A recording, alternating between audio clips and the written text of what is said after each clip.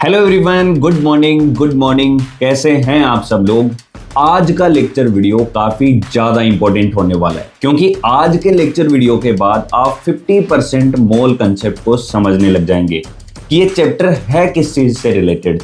आज मैं आपको एक चीज को पढ़ना सिखाने वाला हूं। अगर आप उसको पढ़ना सीख जाते हैं तो बहुत सारे टाइप के क्वेश्चन, जैसे देखो मैं आपको स्क्रीन पे दिखाता हूं, इस टाइप के क्वेश्चन आप सोल्व करने लग जाएंगे। इसमें देखो क्या बोला जा रहा है, ध्यान से देखो। CuSO4 10H2 आपको गिवन है और आपको बोल रहा है कि अगर ऑक्सीजन के 20 मोल है ना, मतलब ऑक्सीजन के मोल फाइंड करके बताओ अगर हाइड्रोजन के 20 मोल है। इस कंपाउंड में हाइड्रोजन के मोल आपको गिवन है और आपको ऑक्सीजन के मोल पूछ रखे हैं। इस कंपाउंड में आपको हाइड्रोजन के मोल गिवन है और ऑक्सीजन के मोल पूछ रखे हैं। मतलब कोई भी एक कंपाउंड होगा जिसमें किसी एक एलिमेंट के मोल आपको गिवन होंगे और दूसरे एलिमेंट के मोल आपसे पूछ सकता है, या फिर उस कंपाउंड के मोल भी पूछ सकता है, या फिर उस कंपाउंड के मोल देके एलिमेंट के मोल भी पूछ सकता है। तो देखो ये चीज आप किस तरीके से करेंगे, बस 5 मिनट का टाइम इस वीडियो को ध्यान से सुनना। अगर 5 मिनट आप सुनेंगे तो इस टाइप के सारे क्वेश्चन आप सोल्व कर पाएंगे। चाहे आपका कोचिंग का टेस्ट हो, चाहे आपके स्कूल्स के एग्जाम हो, चाहे नीट का एग्जाम हो, चाहे जेई एग्जाम हो, हर बार इस टाइप के क्वेश्चन ऑलमोस्ट पूछे ही जाते हैं। चलो A2B3, ये A2B3 आपके दिमाग में सेटल हो जानी चाहिए एकदम बढ़िया से, क्योंकि इसी के जरिए मैं आपको चीजें सिखाने वाला हूं सब कुछ। आप इसको ध्यान से पढ़ो। अगर इस A2B3 का मैं ले लेता हूं 1 मोल, कितना मोल ले लिया? 1 मोल। अगर A2B3 का मैं 1 मोल ले लेता हूं तो देखो देखने के नजरिया होते हैं भाई साहब। अगर A2B3 के 1 मोल को आप देख रहे हो तो मुझे बताओ आपको A के कितने मोल दिखेंगे। आप यहीं से देख के बता दो। A2B3 का 1 मोल है और A की एटोमिसिटी बताओ यहां पर कितनी आपको दिख रही है? 2 दिख रही है। तो मैं बोल सकता हूं कि भाई साहब 2 मोल A प्रेजेंट है। यहां पर कितना मोल A प्रेजेंट है? 2 मोल A प्रेजेंट है। इसी तरीके से अगर B के मोल आपको बताने हो तो A2B3 पूरे कंपाउंड पूरे सैंपल के मोल है 1 और इस कंपाउंड में B की एटोमिसिटी कितनी है? 3। तो 1 इंटू 3 कर दोगे तो बताओ कितना आ जाएगा? 3 मोल B। ये चीज आप पढ़ना सीख जाओ। A2B3 के 1 मोल में 2 मोल A होंगे और 3 मोल क्या होगा? B होगा। A2B3 के 1 मोल में 2 मोल A होंगे और 3 मोल B होंगे। कैसे निकालेंगे? कंपाउंड का मोल मल्टीप्लाइड बाय उस एटम की एटोमिसिटी जिसके बारे में आपको पूछा गया है। जैसे A के बारे में पूछता तो बताओ कंपाउंड का 1 मोल है और इस कंपाउंड के 1 मोल में बताओ A की एटोमिसिटी कितनी है? 2। तो 2 से मल्टीप्लाई कर लिया। तो 1 मोल में, इस कंपाउंड के 1 मोल में 2 मोल A आ गए और 3 मोल B आ गए। बस ये फर्स्ट नजरिया हो गया देखने का। चीजों को आप इस तरीके से देख सकते हैं। अब मैं दूसरा नजरिया आपको बताता हूं, ध्यान से सुनना।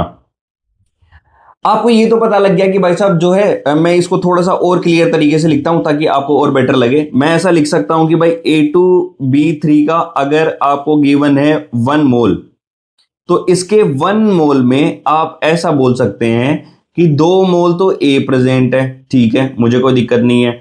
आप बोल सकते हैं कि 3 मोल यहां पर B प्रेजेंट है। देखो सुनते रहना भाई साहब, ये दूसरा नजरिया आपका मजा दिला देगा भाई साहब, आपको देखना ध्यान से। तो आप बोल सकते हैं कि A2B3 के 1 मोल में 2 मोल A है, ठीक है, शाबाश, कोई दिक्कत नहीं है। 3 मोल B है, ठीक है, शाबाश, कोई दिक्कत नहीं है, आप निकाल भी सकते हैं। अगर आपको कंपाउंड के मोल गिवन हो तो कंपाउंड के मोल से आप एटम के मोल निकाल सकते हैं। कुछ नहीं करना, जिस भी एटम के मोल निकालने उसकी एटोमिसिटी को उस कंपाउंड के मोल से मल्टीप्लाई कर दो। अब उल्टा, अगर मेरे पास 2 मोल A है तो बताओ A2B3 के कितने मोल होंगे? 1। अब ये दिमाग नहीं लगाना सर B कहां से आएगा, सिर्फ एक ही मोल है। B सफिशिएंट अमाउंट में पड़ा हुआ है। तो अब बताओ मुझे, 2 मोल A है तो A2B3 का मोल कितना होगा? 1। 3 मोल B है, 3 मोल B है तो बताओ A2B3 का मोल कितना होगा? 1। उल्टा, पहले अपन कंपाउंड से एटम के मोल देख रहे थे, अब अपन एटम के मोल से कंपाउंड के मोल देख रहे हैं, ठीक है। A2B3 के 1 मोल में 2 मोल A, 3 मोल B। अगर 2 मोल A है तो कंपाउंड का मोल कितना होगा? 1। अगर 3 मोल B है तो कंपाउंड का मोल कितना होगा? 1। अगर मान लो मैं इसको बोलूं 6 मोल B है तो कंपाउंड का मोल कितना होगा? तो आप बोल सकते हैं 3 मोल B है तब कंपाउंड का मोल है 1। तो अगर 1 मोल B होगा तो 1/3 यूनिटरी मेथड, और 3 मोल होगा तो 6 मोल होगा तो 6 से मल्टीप्लाई कर दो।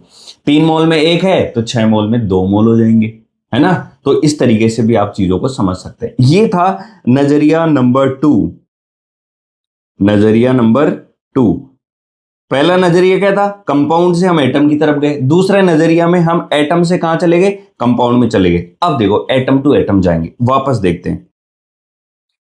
A2B3 के 1 मोल में मैं ऐसा बोल सकता हूं कि 2 मोल A है, ठीक है, इसमें कोई डाउट नहीं है।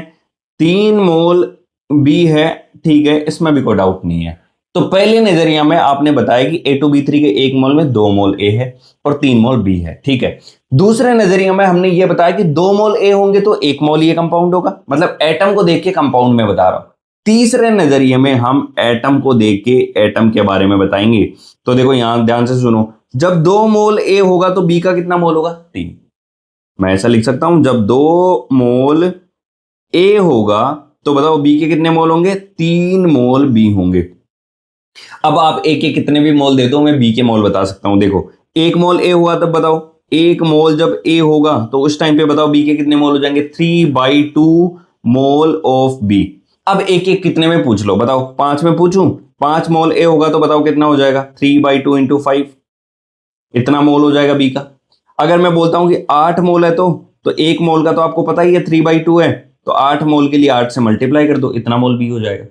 तो एटम से एटम भी आप निकाल सकते हो, सैंपल के मोल से एटम के मोल, सैंपल के मोल से एटम के मोल आप निकाल सकते हो। सैंपल के मोल गिवन है तो आप एटम के इंडिविजुअल एलिमेंट के मोल आप बता सकते हो, इंडिविजुअल एटम के मोल आप बता सकते हो। चलो अब आप रेडी हो गए अपने क्वेश्चन को करने के लिए। अब इस क्वेश्चन को ध्यान से देखो, CuSO4.10H2O है, find mole of oxygen atom, oxygen atom के आपको मोल बताने हैं। If 20 mole of hydrogen atom is given, तो सबसे पहले तो आपको क्वेश्चन को एनालाइज करना पड़ेगा भाई। क्वेश्चन को जब तक एनालाइज नहीं करोगे तब तक तो बात ही नहीं बनेगी।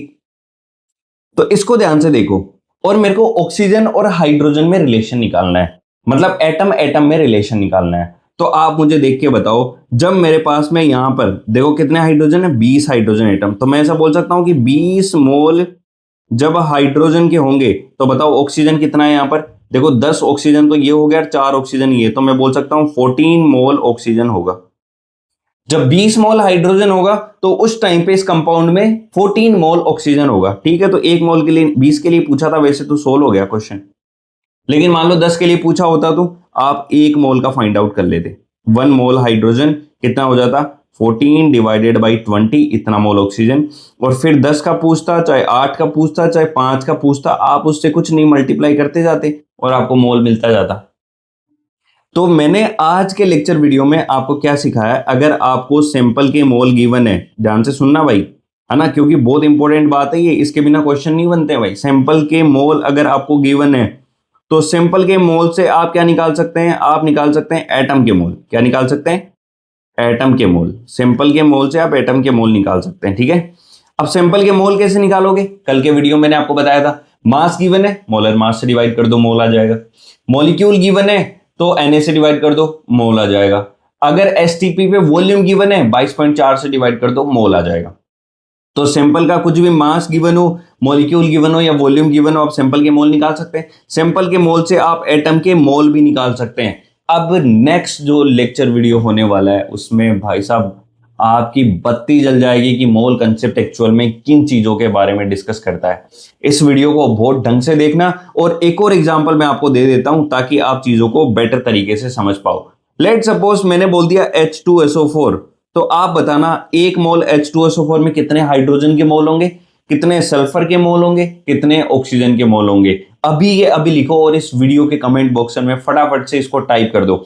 और फिर आप अगर इसका 1 मोल है तब कितने हाइड्रोजन होंगे, जब इसका 2 मोल में ले लेता हूं, 2 मोल H2SO4 है, उस टाइम पे हाइड्रोजन के मोल कितने हो जाएंगे, 1 मोल में जितने होंगे 2 मोल में उसके डबल हो जाएंगे। तो बढ़िया से इस क्वेश्चन को सोल्व करो। बहुत इजी लग रहा होगा आपको क्योंकि मैंने इजी वे में आपको समझा दिया है। एक्चुअल में ये इजी बात नहीं है लाडले, ठीक है।